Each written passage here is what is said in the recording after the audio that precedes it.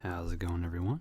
And welcome back to Sleep by the Hearth, where today we're going to be discussing the card nerfs featuring in the upcoming expansion Old Gods. Now, just before I do, I wanted to say I will be doing a pack opening stream, and on that pack opening stream, you can expect, well, lots of pack openings. Now, if you want to be able to contribute to that, one thing you can actually do is I created a donate link. So when you go to the main page, aka the stream page that you see here, I know, it's a stream page within a stream page. My god, it's crazy. Everything is nuts. So I have this button down here, and this is going to enable you so you can donate, and that money will go directly towards Hearthstone pack openings. So you can contribute now, you can contribute later, however you want. And so on and so forth. Anyway, so to get that, I just wanted to get that out of the way. Alright, so there's been a lot of cards hit with the nerf bad lately, and that's not necessarily a bad thing. Sometimes nerfing cards can be for good of the game, and especially when a lot of those cards have been kind of complained about for the longest time. So we have this list of cards here. Now, if you don't remember the exact effects before, or the exact costs, luckily on the Hearthstone website, I have a nice little diagram here that explains the before and after, and gives you a nice little visual cue as well. So we have about 12 cards to go through here, so this should be a nice, big, healthy discussion. So I do apologize if I have to mute the mic to clear my throat now and then. It's been kind of one of those days, and it's going to be one of those moments. There we go. Since I'm doing it live, can't really edit it out. Alright, so anyway, let's start off with the Ancient Allure. So, this guy right here, he used to be a 7 mana 5/5, draw 2 cards, or restore 5 health. Now, it's draw 1 card, or restore 5 health. So, a couple things with this. Well, it's actually really just one big thing is, now it goes from drawing 2 cards to drawing 1, but the health restoration is the same. Now that leads me to believe most people were taking the draw 2 cards option. So I'm kind of wondering how often this card was actually being played to receive a pretty significant nerf, in my opinion. Because a 7 mana 5/5 isn't really great stat-wise to begin with, especially when you can compare to other 7 drops such as Dr. Boom, who, albeit, is going to be removed in the upcoming expansion in Standard, but still, it's one of those things where, kind of comparing the past and present, I don't know if a 7 mana 5/5, even if it draws you 2 cards, because if you think about it, if it were a 5 for 5/5 and draw 2, it's 2 mana draw 2 is pretty much what you're getting out of it, to make it cost 7. And I guess that can seem a little too cheap, because most cards, for example, that grant you 2 card draw are things like Arcane Intellect for Mages, which costs 3, or I'm trying to think what's the other one here. Oh yeah, the Shaman card, the Ancestral Knowledge, which is 2 mana, draw 2, but overload 2. So those are the only other ones that can grant draw 2 directly. From what I remember, there probably are other ones, and there are of course other ones that have the potential to draw more, such as Blessing of Wisdom, which is a 1 mana on attack. Whenever a minion attacks, or that minion attacks, it draws a card. Which, in my opinion, I think is pretty strong for a 1-drop. I'm surprised Blizz doesn't change that to 2-cost spell. But moving on. So, what do I think about this overall? Do I think it's bad? Do I think it's good? I think it's not necessarily a bad change. I think it's kind of a side grade, and maybe just to kind of keep it from being overplayed, because I'm sure Blizz has the numbers to back up that Ancient Allure is probably in a lot of Druid decks, even ones that it might not normally be in, but the effect is so good that people pick it. So it's kind of one of those. And I think that it's not necessarily a terrible change. I still think it's relatively viable, but I guess we'll see with the coming time. The next big change is going to be Force of Nature. This got a significant nerf bad, like to the point where I don't even know if the card's really playable anymore, but it probably could be. So we have Force of Nature, which used to summon, 3/2/2 treants with charge, and they died at the end of the turn. Now, this is the most infamous thing for combo druids, because they would drop this, and they would also drop the other card, which the name escapes me, to give everything +2 attack for the turn. What this enabled was a lot of turn 1 kills. Not necessarily at maximum health, but it did a ton of damage all in one turn for a relatively inexpensive combo. Because just the nature of charge itself, you can put out a ton of damage. It's essentially a 6-drop, deal 6 damage by itself. You're able to boost it up to a maximum of, I'm trying to think, well, because it was actually, yeah, it was actually another 8 damage that you can add on top of this, because you also got your character to get +2 damage as well. So Force of Nature was really a force to be reckoned with. Now, the big change for this is that the treants don't actually die at the end of the turn. So we could still see this, because summoning 3/2/2s is actually not that bad. Luckily, they did nerf the cost, so it went from a 6 cost to a 5. So I still think that keeps the viability, because if you think about it, in this instance, it's kind of like Wobbling Runts. I think Wobbling Runts is a 6 mana 2/6 Death Rattle summon 3/2/2s. This, you just get the 3 all at once. So I still think it's a pretty viable card, because it's essentially spread out over 3 minions. It's a 5 mana 6/6. So it's not necessarily a bad thing. It's just you don't get all the survivability backed into one card. Now, I could be reading this, because, this is what Blizz actually has to say, so I guess we'll go back for a second. This is Ancient Allure. Drawing cards is powerful in Hearthstone. Ancient Allure easily found its way into nearly every Druid deck. We like Druid players to feel that other cards can compete with Ancient Allure, so we've reduced the number of cards from 2 to 1. See? That kind of explains it right there. Help if I actually, read the words they tend to use. The new version of Force of Nature lowers its mana cost by 1, but removes charge and makes summon treants permanent like the other treants that druids summon.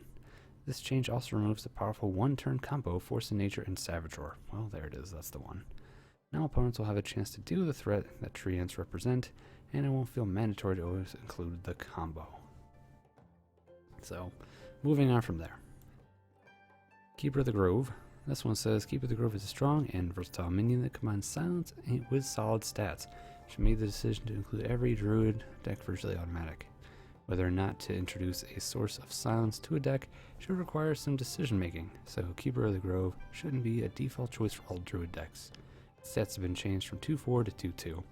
I'm actually very happy that Blizzard decided to go with this, because a 4 mana 2/4 just by itself, while not actually the best stat thing, but combined with any other effect really, but especially a silence, and the versatility I should say, of Keeper of the Grove, where you get the option of dealing more damage or silencing, yeah, this is definitely one of the most powerful cards in the game in my opinion. Well, I guess that's a bit of an overstatement. One of the most powerful 4-drops, I should say, because just because it can do so many different things. But reducing it to a 2/2, I think, is definitely the right way to go, because you still get the options to either do damage or silence, so you're not really pigeonholed into one or the other. So, yeah, I definitely think it's a solid choice to nerf it down to a 4 mana 2/4. I wouldn't make it a 3, just because of the versatility alone. If it was, trying to think here, if it was just like Ironbeak Owl, which actually got nerfed to a 3 cost, which we'll get into actually next, then yeah, I would say, put it at a 3, but you get the choice of dealing 2 damage or silence. It's definitely the way to go. So I think it was definitely a solid choice by Blizzard. I don't think it was nerfed too much, and they made a really good point about, if you're going to pick a silence, it should definitely be at the cost of something that is, better statted for, what you're choosing to drop. A 4 mana 2/4, with those stats, yeah, too good. Too good. Especially with the upcoming, all the upcoming effects, don't need silences to be silencing everything.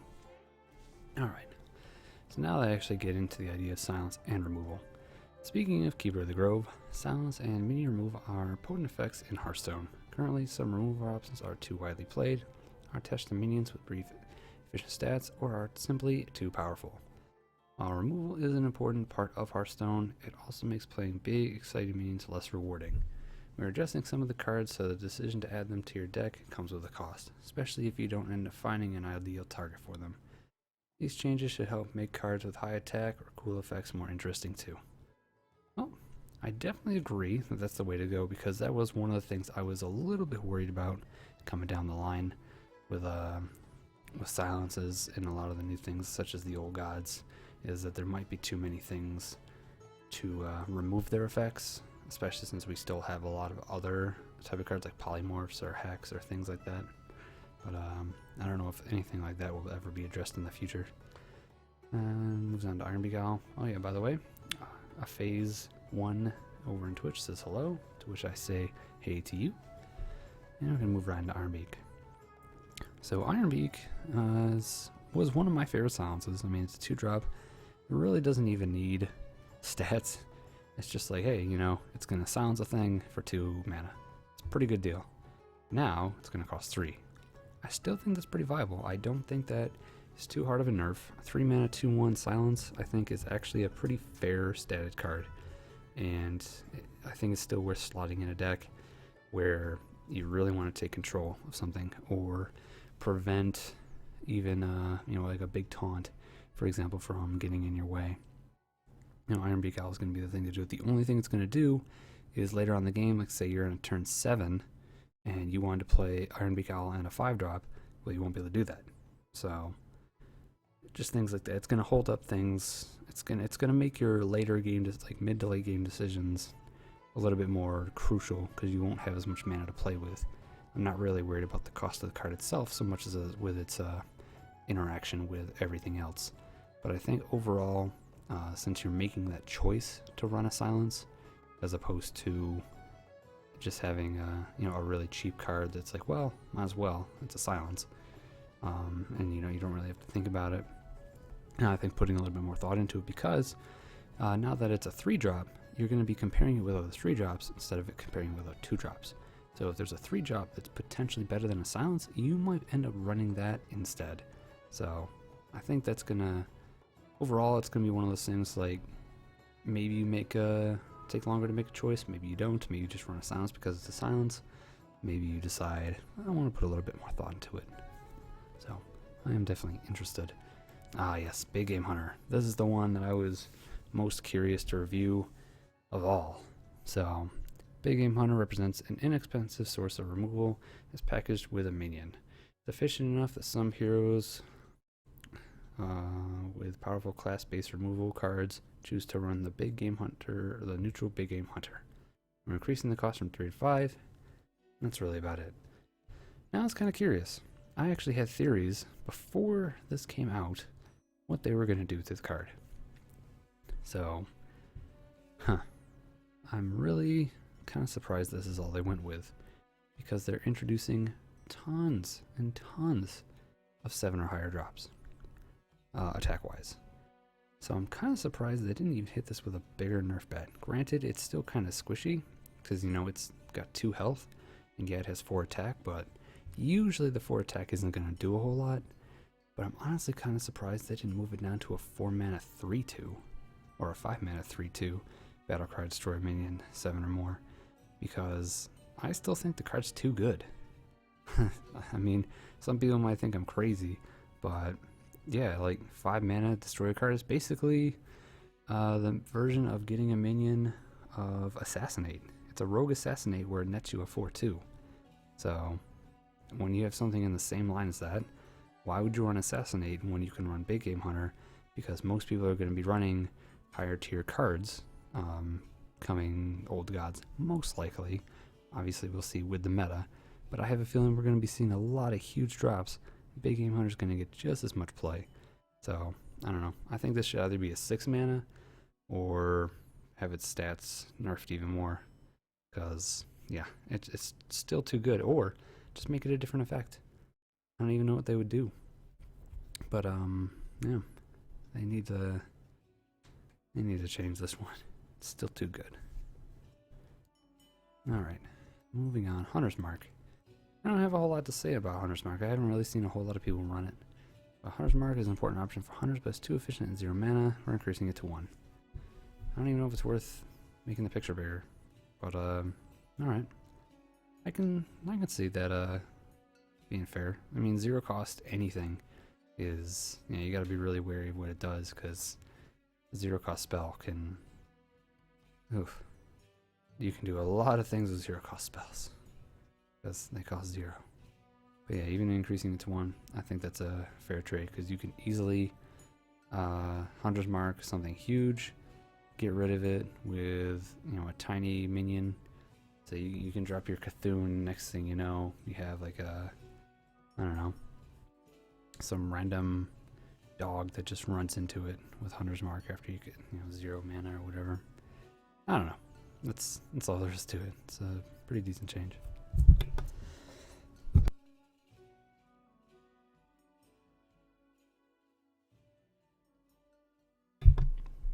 Alright. Blade Flurry. This one got hit huge with the nerfs. Let's jump into that. So, one of the things you'll notice is pretty much everything on this card's lit up, from the cost to its effect. So it used to be 2 mana, destroy a weapon, deal damage to all enemies. And the all enemies part is definitely a big note of the card. Now, it's going to take 4 mana, and it's only going to do it to the minions. Thing I'm worried about with this is it's going to make the card near unplayable. I'm not even reading the Blizzard effect yet, but it's going to kind of go into my own theories. I'm guessing this is because Oil Rogue. Because Oil Rogue is just, poof, they can pump up that weapon some fierce, let me tell you. And Blade Flurry is just, it's like massive board clear and tons of damage to the face. So I can definitely understand why they would change it from all enemies to just minions. That being said, I wonder why they went with a 4 cost. Because I'm trying to think, maybe to even it out with Consecrate, but you also have to destroy your weapon. So, I don't know. I don't really think it was a hugely fair trade. If you round, it's probably around the same league as, what's it called, the Shaman card, Thunderstorm, I believe. 3 mana, overload 2, do 2 to 3 damage to all minions. It's pretty much in the same league of that, but just without the overload now, because you're most likely you're going to get your weapon up to either 2 or 3 damage anyway, or 4. So, and if, you know, God forbid you get it up to 4 damage, you essentially have a Flame Strike. So 4 mana Flame Strike at the cost of your weapon, not too bad. Especially if you just have an Assassin's Blade, it's gonna get the job done anyway. So I don't think it's too bad of a nerf. You know, I know there's gonna be some QQers, but it's one I don't think it's too bad. Now, Blizzard has to say, Blade Flurry is a problem because it enables both board clear and heavy burst damage, kind of like I said, and it's also an obstacle to adding better cards for rogues. These address these issues. The cost of Blade Flurry is moved from 2 to 4, and not only affects minions, so that rogues have to choose between removing threats and damaging the enemy hero. Yeah, definitely a good balance change. I know Blade Flurry has been kind of the bane of my existence whenever I go against rogues, so it will be nice to see them kind of backed into a corner to, you know, see what else they can use to get out of a jam. Alright, move it on down. Alright, powerful neutral minions. Strong, widely played neutral cards can stifle deck building because can stifle deck building decisions in homogeneous decks. These cards make it more difficult to create cards that can compete with them, or just in these cards, so that other cards can become compelling replacements. And the door opens for many more decks power to come from class identity. So we have the Knife Juggler. And 1 second as I clean my throat one more time.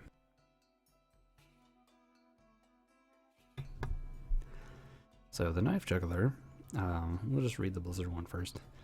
Knife Juggler shall be a good choice in decks that play many cheap minions, but with 3 attack, it's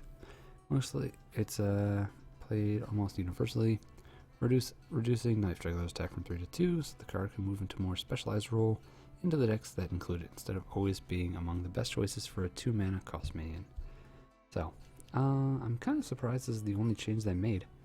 They really could have changed this into like a 3 cost if you think about it. Now I can see why they wouldn't want to necessarily do that, because if you think about it, most things that run really cheap minions, you're going to want a cheap minion to run with the cheap minions. And it is rare. It's not necessarily bad, and it is, you know, pretty squishy, and now it doesn't have near the lethality that it did before, because now you're mostly going to see it clear things like 1 to some 2 drops versus being able to clear out things like most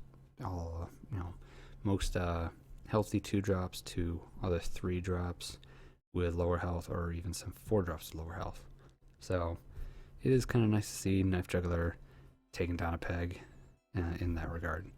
So, you know, sorry, my brain's tired after a long day today. So some words are coming to me tougher than others.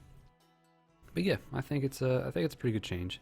2 mana 2/2s, not terribly statted for, especially for what this does. It's still going to get played a lot. It's still going to see tons of use, and it hasn't been nerfed into the ground. So, go beans. I still have my golden Knife Juggler, so I'll still get to use him. All right. Leper Gnome. Now this is a very interesting change. Leper Gnome is powerful for its cost, finds a way in almost every aggressive deck, and requires no further deck building decisions to be effective. We'd like other 1 mana minions to be more compelling, so we reduced attack from 2 to 1. So yeah, Leper Gnome was pretty crazy. Now it's still kind of viable, but you're really only putting in for the effect, because it's not going to be able to kill anything.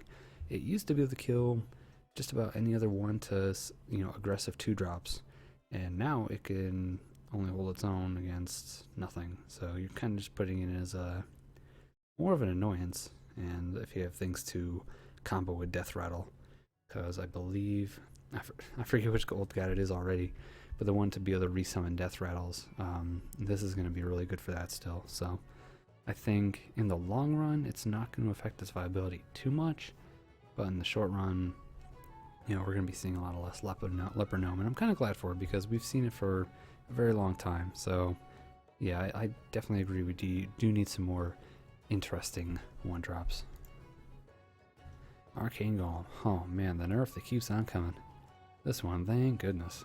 Alright, so Charge is an ability we've used sparingly. Arcane Golem has a staple in many aggressive decks and 1-turn combos, and its drawback is rarely ever relevant.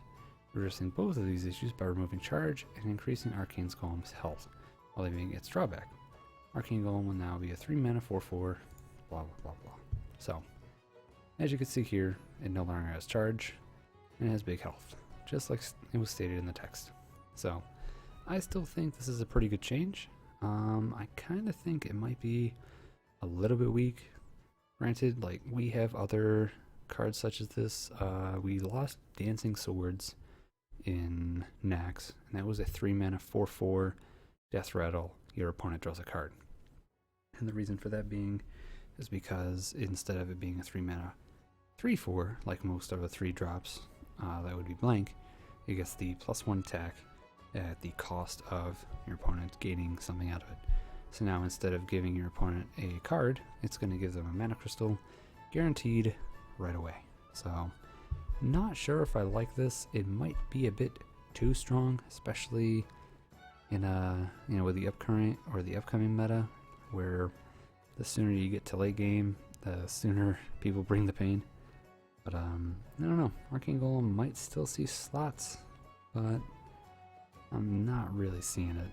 Just not really seeing it. There's almost no disadvantage to someone gaining a mana crystal, but there can be disadvantages to people drawing cards, such as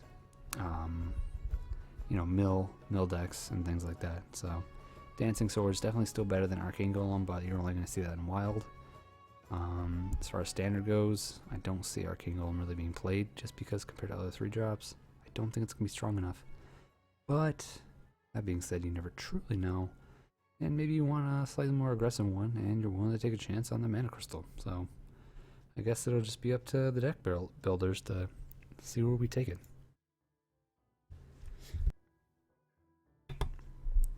Alright, now the Molten Giant. This is an extremely interesting change. Molten Giant is an interesting card, but it's too easy for players to reduce its mana cost to 0. We're increasing Molten Giant's mana cost to 25 to increase the risk players must take to get a free giant. This changes to the changes to Force of Nature and Arcane Golem will make dropping to low health somewhat less risky as well, which helped spur the change. They make a good point. You know, there should be less general aggro things. You know, there's a couple less options to get instantly stomped on. But yeah, a giant, because it is an 8/8, I've seen so many people drop to 10 health.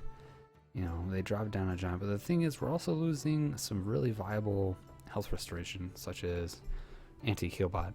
So while they make the point about there being less aggression, there's also less, you know, big viable ways to restore health, plus whatever else was in Goblins and Gnomes that did health restoration, which I don't know if there's that many. I know there's been a lot since, such as the Crusade that offered some decent health restoration. So things shouldn't be too bad in that regard. But yeah, no, I think this is actually a good change because to make it an absolute zero cost. I mean, a 5 mana 8/8 if you're at 10 health is not too bad. It's still a very good, you know, statted card. It's just you can't play it for free when you're at just a third of your health, which I think is fair. So kudos to them. Still a viable card, just not OP. So Master of Disguise is very interesting because it's really funny that I thought of when the Gold Gods come out. It's like, oh man, I can't wait to make some of them stealth so that they can't be killed or silenced or anything. But I know some people were complaining about this nerf because no one was ever really running it. Well, here's the thing. No one ever needed to run it. Now we have reasons to run this card because this card's going to be amazing, or would have been amazing. The ability of Master Disguise to grant permanent stealth has been a design obstacle for a long time, so we're changing Master Disguise to grant only stealth for the next turn. This change opens exciting options for future cards. Which I know some people were kind of complaining because I actually never seen anybody run this card, just ever. I don't know how well this fares in Arena, and I definitely never see it constructed against any rogue, so I think they were just worried about a lot of the big old gods or things like that being permanently stealth. So that, oh, here, hey. How's it going, Yawn? But though the thing I wonder, because I think if cards activate their effects, they lose stealth. So I don't know, because I've actually stealthed a Knife Juggler before, and then a Knife Juggler's effect would be triggered by summoning a minion, and it would lose stealth. At least to my knowledge, that's how it worked. That or I'm thinking of something else, and I'm just going crazy. Yeah, I think overall, this is a pretty solid one because permanent stealth is definitely something that could be kind of scary in the hands of the right card. So yeah, for any card, no matter what the cost, like even just changing the cost of Master Disguise, I don't think would have been enough. But I could see if they wanted to give permanent stealth, raising it up to 6 or 7, and that's still a huge risk. I think this being a 7 cost give permanent stealth would be still kind of interesting because there are other ways to get rid of stealth, such as board clear, or I'm trying to think, damage won't do it, so you'd have to just straight up clear it. So yeah, I guess oh dear, oh man, Revenge of the Yawns, I guess. But yeah, overall I don't think it's a bad nerf, but it might keep it from seeing play. I don't know, maybe he was seeing a lot of play in EU or Asia, as opposed to the US, but who knows? Who knows? Tons of comments. Oh my god, I don't even want to go through them right now. I don't even know how long I've been recording this one because I know the stream's been running a little bit longer than the recording, but I think we're gonna end it here. That's all the nerfs that have happened. So let me know what you guys think. And yeah, we'll kind of just go from there. So I'm excited to do that pack opening video whenever it will be. I think it's coming up either this week or next week. Yeah, it should be actually this week because this is the last week before May. So Oh yeah, I think it's actually gonna be Tuesday. So, there we go. That's that takes care of that. Anyway, guys, thank you very much for joining me this evening, and I'll talk to you all later.